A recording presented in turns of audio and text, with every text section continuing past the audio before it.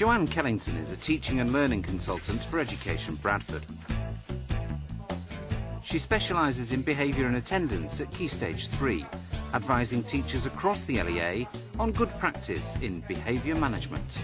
We've got to try it day after day, week after week, and get into this culture of choice. This programme looks at the guidance Joanne offers to one teacher keen to learn new strategies for managing her class. Today, Joanne's on her way to see an English teacher at Bradford Cathedral Community College. I'm going to see a lady called Sarah Burgess. She's an English teacher. I think she's been teaching approximately 10 years. Very passionate about teaching, always open for new ideas and trying new strategies out. I worked with her last year with the Year 11 group, and it proved to be quite successful. So she's asked me to come in to see a low ability Year 8 group, a lot of special needs in the class, a lot of different issues, behaviour issues, learning difficulties, etc, etc. And she wants me to come in and just do an observation and see if we can plan some strategies that might actually work as they did with the Year 11 class. Sarah Burgess is an experienced English teacher and a special educational needs coordinator in a school that's recently come out of special measures. Can you open them out? You can go in a minute. She's looking for reassurance and has asked Joanne to help fine-tune her behaviour management skills. Did you make it up? Right, how did it start then? Matthew, how did it start? I've been teaching for 15 years. I think a lot of things have changed in that time regarding the way students behave, and I've had to learn a lot of strategies along the way to learn how to deal with students that provide challenging behaviour. What I'd like Jo to help with today are the listening skills of the class as a whole, and some individuals, they do behave well a lot of the time. It's just when it goes wrong, a few more tips on how to keep it going well all the time. Right, we're going to look at a Year 8 group this time, aren't we? 8S. 8S. I've got a list of the names here, and these are the levels that they've achieved. Right. It is actually a special needs class. There's a large amount of students in there with statements for special educational needs. So they've got learning difficulties, behavioural difficulties. In a typical lesson, which behaviours do you find the most challenging from this Year 8 group? There's general chatty type of behaviour that you get. That's a big one. That's a big feature where you can't always explain what you need to explain because someone's chatting. So that's kind of mid-level, low-level kind of stuff. And then there's people that can't keep still, this physical stuff. That's the other type. The tapping and the general fidgeting. Yeah, there's at least 2 students that have that kind of difficulty. Right. What would you like to see happen in this group in terms of behaviour? I think the listening skills is the thing I'd most like them to improve as a class, perhaps. Getting whole class attention? Yeah. I'm going to come in next lesson and watch this Year 8 group, similar to how I came in and watched the Year 11. Right. And then if I can make any suggestions or maybe set 1 or 2 targets at the end of the lesson, and then I'll come back in a few days' time and we'll try and put some strategies into place, see if we can make any impact. Joanne will be observing Sarah teaching a scene from Romeo and Juliet. Right. We'll start, guys. OK. That's not a very good start, is it? Miss Killington, by the way, she's from Education Bradford, and she's going to work with me and you for a few lessons just to see if she can help us learn any better, basically. She's going to be particularly looking at behaviour. Is that something that needs to go away? OK, right. What we're going to do today is this, OK? Yeah? Matthew. He's clearly a man. Well done, because he's got a man's name, hasn't he? Can you keep your ruler down, please? Keep it on the table. Thank you. Lisa, off we go. Sorry, do you mind if we read that again? Because I didn't quite hear that. Are you ready to listen, guys? Right, Lisa. And break the coach may like get tackled steer. Hang on, what stare? What does that word mean to you? Stairs. Stairs, correct. So how can you make rope into stairs? Oh, one of them ropes where you climb up. A rope ladder, brilliant. So he's arranged something quite naughty here, hasn't he? You've got to bring some rope that I'm going to make a rope ladder with, and then I will go and get Juliet. This is probably one of the most challenging classes that I teach, and it's definitely my favourite, which I constantly tell them. I think that's because of the progress they've made and the difficulties they've got and the relationship we've got. Thank you. Beautiful. There's a massive range of difficulties which we put under the umbrella term behaviour. And I think part of the work that I'm doing as Senko and with Joanne supporting me is to try and unravel some of those strands so that we can get the best amount of support and help for the students, because they come here to learn and it's our job to teach them.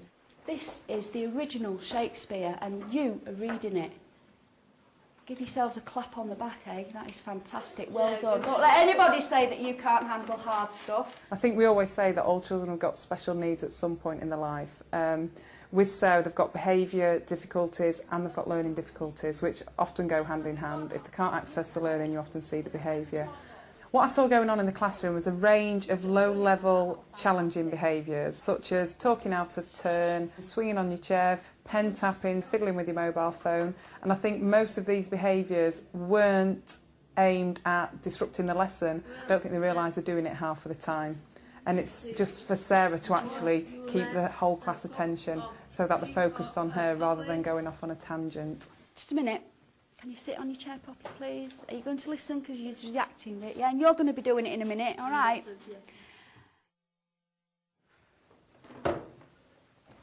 I'll go through what I saw. Like I said, I think you're fantastic at building up their self-esteem. Now, these kids, like you said, a lot of them have got special needs, and I imagine most of them have got very low self-esteem as well. But you're building on it all the time. You use positive language, you use language that motivates them. Everything you'll say, that's fantastic. You don't just leave it at that, though. You say, that's fantastic because, and you tell them why they're doing something really well. I think that's something that we've been encouraged to do as well, because it was one of our features for coming out of Ofsted, not just give empty praise, justify it, because it's too easy to just say, it's brilliant, that's face, isn't it? Yeah. In the church, well done, Wakas, that's brilliant. That's exactly where I was going with that. You've got a passion for teaching children as well. That is the big difference when it comes to behaviour management. But you teach positive behaviour as well. You're doing it all the time, and you probably don't even recognise you're doing it. You know, the guy, the little boy at the front, and he was tapping, wasn't he? That's right, they're very concerned about your future, aren't they? He just accepted that you were taking them away. And again, a lot of people can learn from that. You maybe give them more merits. Yes, I need more to rewards, because I think they'll do anything for you. That might impact on these two boys here. I'd maybe even get one of your TAs to work with them tomorrow. They don't like writing. And I did sit with them for 5 minutes, and I said, come on, well, let's just practice it verbally, and quite childish behaviour. Did they say they'd do it tomorrow? I think they did, They did. You two listen, because it'll be your turn tomorrow. So maybe use, what's the name of the teaching assistant, the blonde? Miss Coleman. I think maybe if she spent a bit of time with them tomorrow and actually get something out of them too. What do I need to take? Flowers. At the end you were saying hands up if you want to answer a question. If you say to them, right, as of this lesson, if you want to say something, can you just put your hands up? And you'll do it in such a lovely way, not really, this is how it's going to be. But you'll do it in a lovely way, and they'll do it because they want to please. If they put their hands up, if they answer a question, give them a merit. Hey Tess, can I just have your attention, please? Some sort of time cue, you know, when you're getting the whole class attention. I'm only thinking about this because you said you wanted a way of getting the whole class attention. Right, I'm just waiting for everyone to be focused. Having a time cue, especially with kids with special needs, it's got to be 5, 4, 3, 2, 1, looking this way, thank you. So that's it, hands up, maybe time cues, use your TA with those two maybe, merits. Right, we'll give that a try tomorrow then.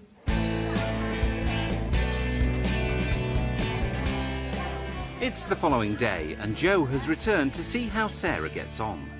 Right guys, we're looking at the nurse's message again. Tell me a word that could describe the nurse. Can we have hands up, please? Yes. Thank you for putting your hand up. She's certainly old. Anybody else? Hands up, please. Let's have hands up. Lisa, and talking. What about her talking? What I would like to see her doing is focusing the teacher assistant on those pupils who are going off task. Would you work with Wakas today, please? Because who was your partner yesterday? Me. Asif, right. If you could help Asif and Wakas. Teacher assistants can be the most valuable resource that there is available to teachers in the classroom, and they need to be used effectively. They need to be spoken to in the staff room. They need to be part of the lesson plan. You need to share your objectives with them. You need to talk about the children. They are a valuable asset to the classroom. And if they can use them effectively, I think they'd see a massive impact on the behaviour of the group. Daryl, they've sort of thought about it. So, decide between yourselves, who's going to be Juliet, who's going to be nurse? Time cues are a good strategy to use if they're visual and vocal. I'm going to count you in. Are we ready, guys? I'm going to count down. When I get to 1, you're quiet and ready. 5, 4, 3, 2. Wow, 1. That was lovely. Well done. Thank you. I think it's nice to do with a countdown as well as a visual signal, so that those who are on task, and if they're not actually looking at the teacher, they can hear the countdown, and it just gives them a little bit of time to come round. When she gets to 1, hopefully, if she teaches them what she wants them to do, all eyes should be looking at her. He doesn't have many manners, but he's gentle enough. Oh, do what you want. Have you had dinner? No, I knew all that before. What did he say about marriage? Lord, how my head aches. What a head I've got. It beats as if it would break into 20 pieces. Oh, my back. At the other side, oh, my back. Sarah also needs to look at how she finishes the lesson off, because she needs to finish it off in an orderly, controlled manner, and this can impact on behaviour in the next lesson as well. So it's about all staff working together to develop that consistency regarding behaviour. Can you go and get me your book, Daryl, please? I'd like you to put the chair under that you've been using. Can everyone put the chairs under? You can go when the chairs are out. What I would suggest to Sarah is at the end of the lesson, she gets the children to put the chairs underneath, they tidy the equipment away, either they put it to the end of the desk, again in an orderly manner, not just throwing the books down the table, stand behind the chairs and then let them leave row by row.